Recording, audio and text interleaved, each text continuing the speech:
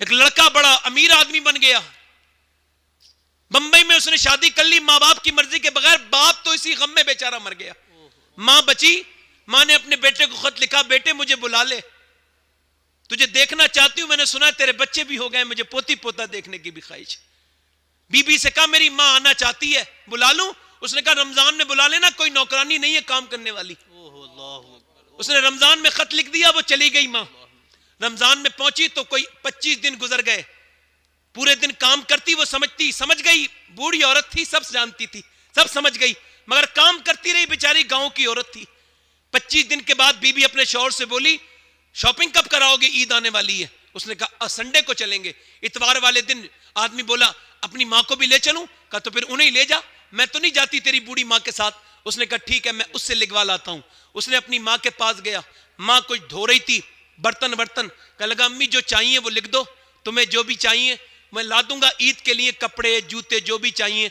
मां ने देखा, आंसुओं को रोक लिया, कहा बेटे ठीक है। गई अंदर, खत लिखा, कहा बेटे वहीं जाके खोल लेना, सारी चीजें लिखी हुई हैं, मुझे जो जो चाहिए। वो गया, पूरे दिन अपने बच्चों के खरीदारी की, कपड़े जूते, बीबी के कपड़े, अपने कपड़े। शाम हो गई तो बीबी से कहने लगा अम्मी का खत पढ़ूं? कहा देखो क्या क्या लिखा है, क्या क्या मंगाया तुम्हारी गांव की मां ने। उसने खत खोला तो उस खत में जब उसने पढ़ा तो सिसकने लगा। उधर वो लोग खड़े थे, उसकी बीबी ने पढ़ा, वो भी रोने लगी, वो भी इंसान थी ना। उसके बाद और लोगों ने देखा, वो भी रोने लगे। जब एक रोने का माहौल हुआ तो एक साहब बोले जोर से पढ़ो भाई, खत में क्या लिखा है। तो खत में लिखा था, ए मेरे बेटे तूने आज 25 दिन के बाद पूछा है कि तुझे क्या चाहिए। तो मेरे बेटे मैं पका हुआ फल हूं, क्या पता कब मैं टूट जाऊं, गिर जाऊं, कुछ मेरा पता नहीं। मेरे लाल तूने मुझसे पूछा है ईद के दिन क्या चाहिए, तो अगर ईद के दिन मुझे कुछ देना चाहता है तो मेरी मौत का कोई भरोसा नहीं। ओहो, खाना तो मुझे घर भी मिलता था और वहां भी सब कुछ था, तेरे पास इस वजह से आई थी, तू मेरा बेटा है। अगर कुछ देना चाहता है ना तो ईद के दिन कुछ देर मेरे पास बैठ जाना, तुझसे बातें करने का बड़ा दिल करता है। मेरे बेटे तू जमाने के लिए इंजीनियर बना है, मेरे लिए मेरा बेटा है, मेरा लाल है। तेरी दौलत तेरे बच्चों को, तेरी बीबी को मुबारक हो, मुझसे तू बात कर लिया कर बस। मेरी तेरी दौलत पे कभी नजर नहीं थी मेरे लाल।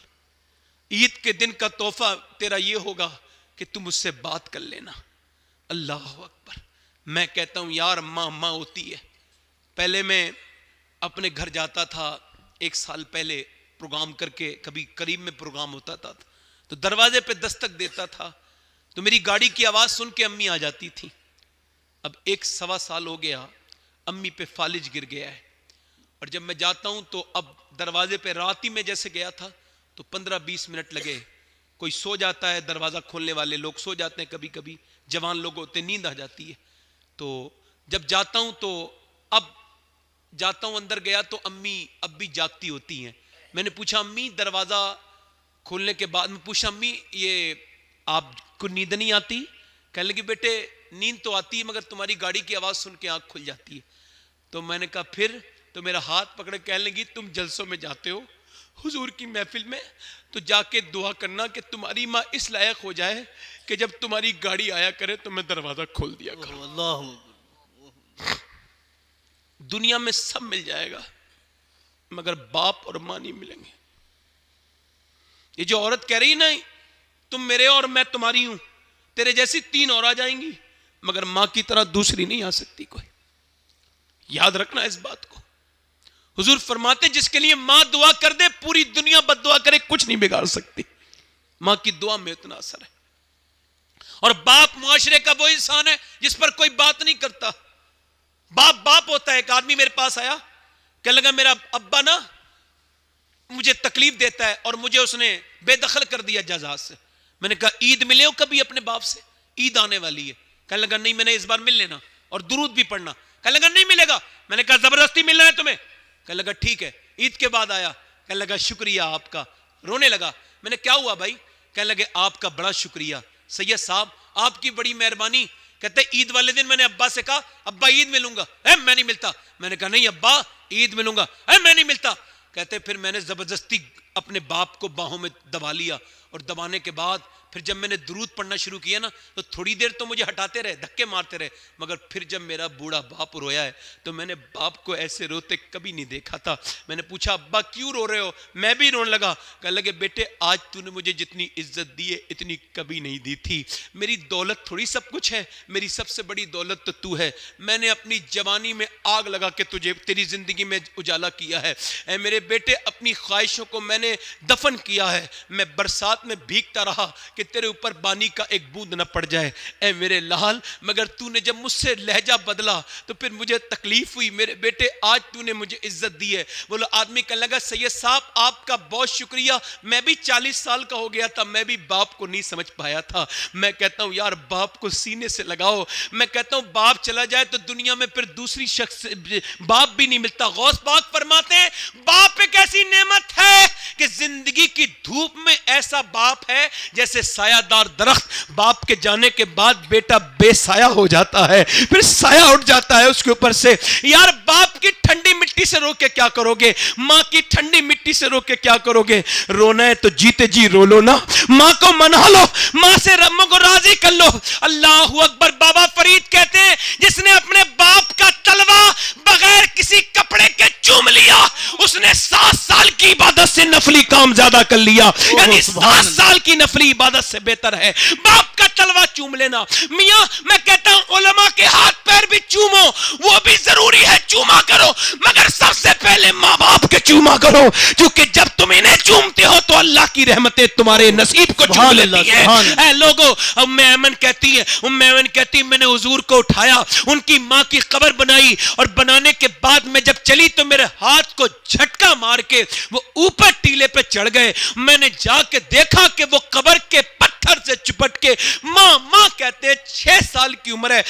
बताएं आप कि जब कोई बच्चा यतीम होता है तो उसकी पुप्पी होती है, उसकी ताई होती है, उसकी चाची होती है, उसकी खाला होती है, मगर मेरे हुजूर ऐसी जगह यतीम हुए हैं, ना फूफी है, ना ताई है, ना खाला है। मेरे हुजूर का बचपन की तरह किसका बचपन होगा? मैमन कहती, मैंने उठा लिया, मक्के पहुंची, अब्दुल मुत्तलिब बोले, अरे मेरी बहू कहां है? मैंने कहा, उसकी तो मैंने कब्र अब्बा के टीलों में बना दी। कहते अब्दुल मुत्तलिब रोने लगे, मेरे पोते मेरे पास आ, हुजूर को चुपटा के रोए तो हुजूर भी रोए। कहा, मेरे पोते का ख्याल रखना उम्मे ऐमन। फिर दादा ने कितना प्यार दिया, उंगली पकड़ के काबे का तवाफ कराते हैं। सुभान अल्लाह। हुजूर को बाजार लेके जाते हैं, हुजूर को अपनी मसनद पे बिठाते हैं, अपने साथ खिलाते हैं, अपने साथ पिलाते हैं। और जब 2 साल के बाद दादा का जनाजा निकला तो लोगों तो तारीख कहती है, मक्के वालों ने देखा कि एक बच्चा 8 साल का काबे की दीवार से चिपट के रोता है, और दादा दादा कहता है। ये दादा दादा कह के कोई और नहीं, मेरे हुजूर रो रहे थे। अल्लाहू अकबर। उसके बाद अबू तालिब उठा के ले गए। मक्के वाले कहते थे, यतीम बदबख्त होता है, यतीम बेबरकत होता है। अल्लाह को दिखाना यह था कि बारिश बंद हो गई। बारिश जब होना बंद हुई, कहत पड़ गया, सूखा पड़ गया, जानवर मरने लगे। ये लोग पहुंचे, अबू तालिब के कहने लगे, दुआ कर दे, बारिश हो जाए। अबू तालिब बोले, मैं दुआ नहीं करूंगा, मेरा भतीजा दुआ करेगा।